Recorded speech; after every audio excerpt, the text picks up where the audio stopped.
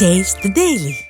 திண்டுக்கல் மாவட்டம் செட்டிநாயக்கன்பட்டி அருகே இலவச பட்டா பிரச்சினை தொடர்பாக பாதிக்கப்பட்ட கிராம மக்கள் ஆட்சியர் அலுவலகத்தில் குடியேறும் போராட்டத்தில் ஈடுபட்டனர். அழகுவார்பட்டி பகுதியில் 400 பேருக்கு வழங்கப்பட்ட இலவச வீட்டு மனைகள் அபகரிக்கப்பட்டு வருவதாக குற்றச்சாட்டு எழுந்துள்ளது. இதனை கண்டித்து அப்பகுதி மக்கள் பள்ளி மாணவர்களுடன் சேர்ந்து ஆட்சியர் அலுவலகத்தில் குடியேறும் போராட்டத்தில் ஈடுபட்டனர். ஸ்டாலின் ஆட்சியில் ஏழை எளிய மக்கள் நசுக்கப்படுவதாக விமர்சனம் எழுந்துள்ளது.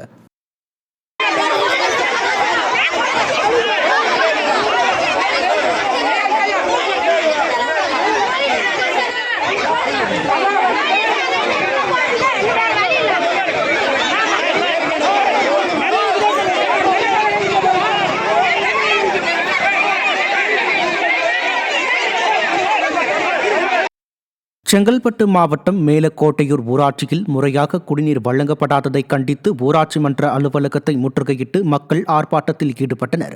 8வது வார்டு பகுதியில் முறையாக குடிநீர் விநியோகம் இல்லாத நிலையில் இதுகுறித்து பலமுறை புகார் அளித்தும் திமுக ஊராட்சி மன்ற தலைவர் அலட்சியமாக இருப்பதாக குற்றம் சாட்டப்பட்டுள்ளது. இதனை கண்டித்து மக்கள் ஆர்ப்பாட்டத்தில் ஈடுபட்டனர். ஸ்டாலின் ஆட்சியில் அடிப்படை தேவைகளுக்கு கூட போராட வேண்டி உள்ளதாக மக்கள் வேதனை தெரிவித்துள்ளனர்.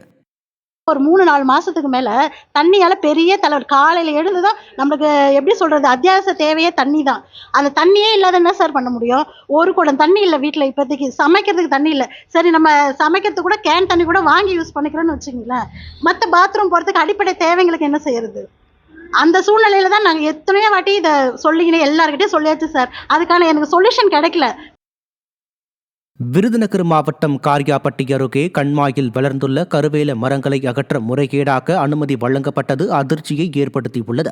மாங்குளம் கிராமத்தில் உள்ள கண்மாயில் 5 லட்சம் மதிப்பிலான கருவேல மரங்கள் வளர்ந்த நிலையில் இவற்றை அகற்ற முறையாக ஏலம் விடாமல் வெறும் 500 ரூபாய்க்கு ஏலம் விட்டதாக குற்றம் சாட்டப்பட்டுள்ளது. இவ்வாறு முறைகேடாக அனுமதி வழங்கிய காரியாபட்டி வட்டார வளர்ச்சி அலுவலர் மற்றும் வனத்துறை அலுவலர் மீது உரிய நடவடிக்கை எடுக்க விடிய அரசின் மாவட்ட நிர்வாகத்திற்கு கோரிக்கை விடுக்கப்பட்டுள்ளது.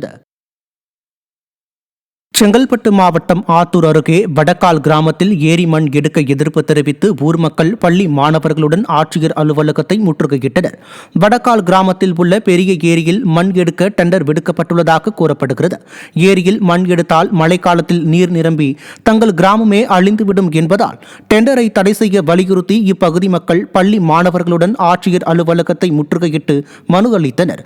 நிர்வாக திறனற்ற திமுக அரசின் அதிகாரிகளின் அலட்சியத்தால் தினமும் துன்பங்கள் அனுபவித்து வருவதாக மக்கள் குற்றம் சாட்டினர். திருப்பத்தூர் மாவட்டம் ஆம்பூர் அருகே சுமார் 400 ஆண்டுகளுக்கு முந்தைய சதிகள் கண்டுபிடிக்கப்பட்டுள்ளது. விண்ணமங்கலம் கிராமத்தில் உள்ள காட்டுக்கொல்லை என்ற இடத்தில் கல்வெட்டிற்கு கிராம மக்கள் பூஜை செய்து வருவது தெரியவந்தது. இதையடுத்து திருப்பத்தூர் தூய நெஞ்ச கல்லூரி தமிழ்துறை பேராசிரியர் மற்றும் மாவட்ட தொன்மை பொருள் பாதுகாப்பு மைய அதிகாரி ஆகியோர் கள ஆய்வு மேற்கொண்டதில் அந்த கல்வெட்டு சதிக்கல் என்பது தெரியவந்தது. மேலும் கல்லில் உள்ள சிற்பம் நாயக்கர் கால கலைப்பணியைச் சேர்ந்தது எனவும் ஆய்வாளர்கள் தெரிவித்துள்ளனர்.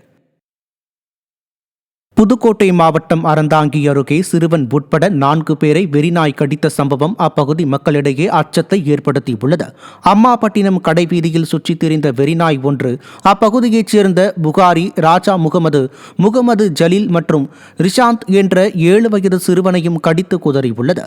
இதையடுத்து படுகாயம் அடைந்த 4 பேரும் மருத்துவமனையில் சிகிச்சை பெற்றனர். தெருநாய்களை கட்டுப்படுத்த இயலாத பொம்மை முதல்வர் எந்த போட்டோ ஷூட்டில் உள்ளார் என மக்கள் சாடியுள்ளனர். திருப்பத்தூர் அருகே ஓடும் ரயிலில் கர்ப்பிணி பாலியல் துன்புறுத்தல் செய்யப்பட்டு கீழே தள்ளப்பட்ட வழக்கில் குற்றவாளிக்கு வாழ்நாள் சிறை தண்டனை விதிக்கப்பட்டது. ஆந்திர மாநிலம் சித்தூரை சேர்ந்த கர்ப்பிணியை வேலூர் மாவட்டம் கேவி குப்பத்தை சேர்ந்த ஹேமராஜ் என்பவர் ஓடும் ரயிலில் பாலியல் துன்புறுத்தல் செய்து கீழே தள்ளினார். இதில் அந்த பெண்ணின் உடல்நிலை கடுமையாக பாதித்து கருவில் இருந்த குழந்தையும் இறந்தது. இதுகுறித்த வழக்கு திருப்பத்தூர் மாவட்ட நீதிமன்றத்தில் நடைபெற்ற நிலையில் ஹேமராஜுக்கு வாழ்நாள் சிறை தண்டனை 85,000 ரூபாய் அபராதம் விதிக்கப்பட்டதுடன் அந்த பெண்ணுக்கு ரயில்வே நிர்வாகம் 50 லட்சம், தமிழக அரசு 50 லட்சம் என 1 கோடி ரூபாய் வழங்கவும் உத்தரவிடப்பட்டது.